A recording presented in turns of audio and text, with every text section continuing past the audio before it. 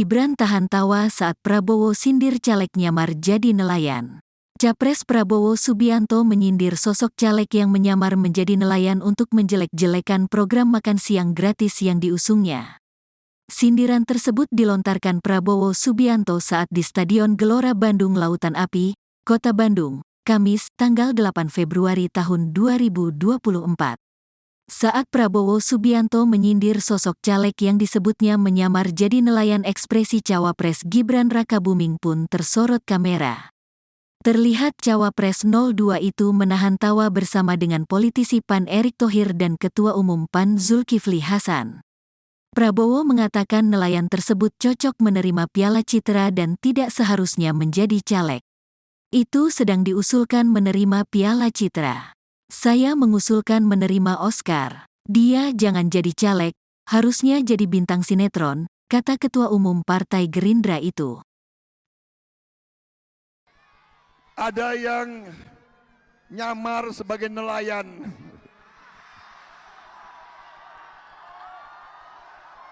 Saudara-saudara sekalian, ustadz-ustadz saya, kiai-kiai saya mengajarkan kepada saya, Prabowo, kau sebagai muslim, sebelum kau menghabiskan nafasmu terakhir, kau harus ucapkan 2 kalimat syahadat. Dan saya sudah 3-4 kali dalam hidup saya mengucapkan 2 kalimat syahadat, karena seharusnya saya sudah dipanggil Tuhan. Tapi ternyata Tuhan masih memberi, Allah SWT masih memberi saya nafas, masih memberi saya kekuatan, masih memberi saya kesehatan. Berarti saya harus menunaikan tugas saya untuk bangsa dan rakyat Indonesia. Dan saya di saat sekarang, sesudah saya pertaruhkan nyawa saya puluhan tahun untuk Republik ini, saya tidak rela masih melihat ada orang miskin di Indonesia. Saya tidak rela. Karena itu, kami, begitu mandat diberikan kepada kami, langkah pertama kami harus memberi makan bergizi untuk semua anak-anak Indonesia. Ada yang tidak setuju. Ada yang tidak setuju. Ada yang nyamar sebagai nelayan.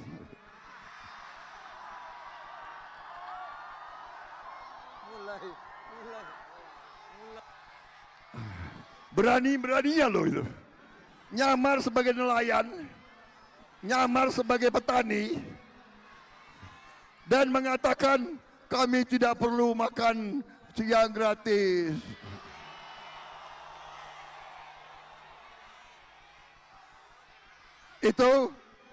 Itu sedang diusulkan menerima Piala Citra.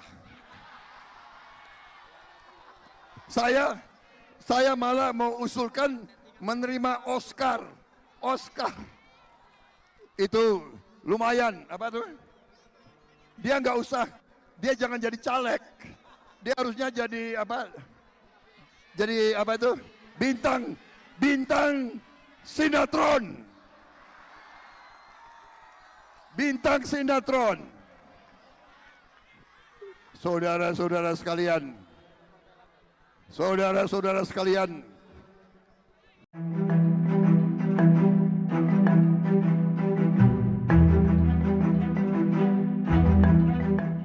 Sape, caleg PKS yang viral karena dituding menyamar sebagai nelayan, kini muncul ke publik. Tudingan itu salah satunya disampaikan oleh Capres nomor urut 2, Prabowo Subianto. Sape pun membuktikan bahwa dirinya benar-benar seorang nelayan. Saat ditemui Kompas.com pada Jumat 9 Februari 2024, Sape menunjukkan KTP miliknya. Dalam KTP tersebut tertulis pekerjaan Sape memang seorang nelayan. Selain itu, Sape juga merupakan ketua kelompok nelayan Kesipote.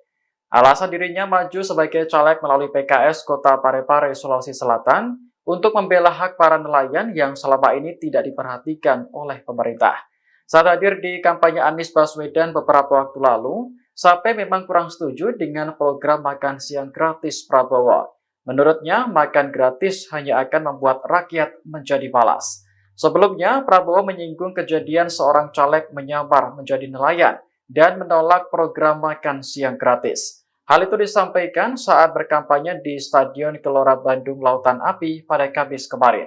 Menurut Prabowo, caleg tersebut lebih cocok menjadi Caleg PKS yakni Sape yang disebut settingan lantaran menyamar menjadi nelayan dan merengek menangis di hadapan calon presiden nomor urut 1 Anies Baswedan akhirnya membuat klarifikasi. Yakni Sape menyatakan ia memang merupakan nelayan yang tinggal di pesisir pantai Ton Rangeng, Kota Parepare. Sape mengaku maju menjadi caleg lantaran ingin memperjuangkan hak-hak nelayan dan masyarakat prasejahtera di Parepare. Yakni Sape merupakan calon legislatif nomor urut 1 dari PKS untuk Dapil Bacukiki Barat. Adapun PKS sendiri merupakan partai pengusung paslon nomor urut 1 Anies Baswedan Caimin. Terkini Sape tak mempermasalahkan apabila publik menyebut aspirasi yang disampaikan di hadapan kampanye Anies Baswedan merupakan settingan. Lanjut, Sape menyatakan apa yang diungkapkan memang harus disampaikannya. Kemudian Sape turut mempertanyakan apakah tak boleh seorang nelayan maju menjadi caleg. Selain itu, Sape mengaku kerap kesulitan mendapatkan bahan bakar minyak atau BBM, terlebih setelah BBM bersubsidi akan dihilangkan. Sementara itu, Kapten Timnas Amin yakni Muhammad Syaugi Alaidrus juga membantah sikap Sape settingan pada momen kampanye Anies Baswedan. Pasalnya, Syaugi mengenal Anies merupakan sosok yang natural dan terbuka kepada siapapun. Lantas, Syaugi menilai momen Anies berpelukan dengan nelayan Sape itu tidak dibuat-buat. Terkini Syaugi juga menekankan agar tidak perlu ada upaya menjatuhkan pihak lain atas peristiwa yang viral di media sosial. Syaugi menyatakan masyarakat lebih baik melihat program yang diusung pasangan Amin. Seperti diketahui sebelumnya, Sape yang mengenakan pakaian petani dan nelayan itu di hadapan Anies Baswedan menyatakan bahwa rakyat saat ini dalam keadaan sulit. Selain itu, Sape juga menolak program makan siang dan susu gratis yang kerap digaungkan oleh paslon nomor urut 2, Prabowo Gibran. Pihaknya yang mewakili suara para nelayan menyatakan bahwa keinginan yang dibutuhkan ialah kesetaraan hidup. Hal itu dibutuhkan agar kehidupan para nelayan lebih sejahtera. Adapun pernyataan tersebut disampaikan caleg PKS tersebut saat Anies Baswedan berkampanye di lapangan Lumpuy, Kecamatan Bacukiki Barat, Kota Parepare, Sulawesi Selatan pada Selasa 6 Februari 2024. Anies pun lantas merespons hal tersebut sembari memegang tangan Sape dengan penuh kepedulian. Yakni Capres nomor urut 1 itu menekankan apabila terpilih menjadi presiden, maka akan membawa perubahan bagi masyarakat kecil, khususnya untuk nelayan dan para petani. Assalamualaikum warahmatullahi wabarakatuh. Salam sejahtera, salam sehat bagi kita semua. Saya ingin mengklarifikasi bahwa apa yang terjadi kemarin saat saya menyampaikan aspirasi kepada calon presiden kami, ada yang menganggap itu adalah settingan. Boleh, silahkan. Yang pastinya kami memang adalah anak nelayan tinggal di pesisir pantai Ton Rangeng, Kota Parepare.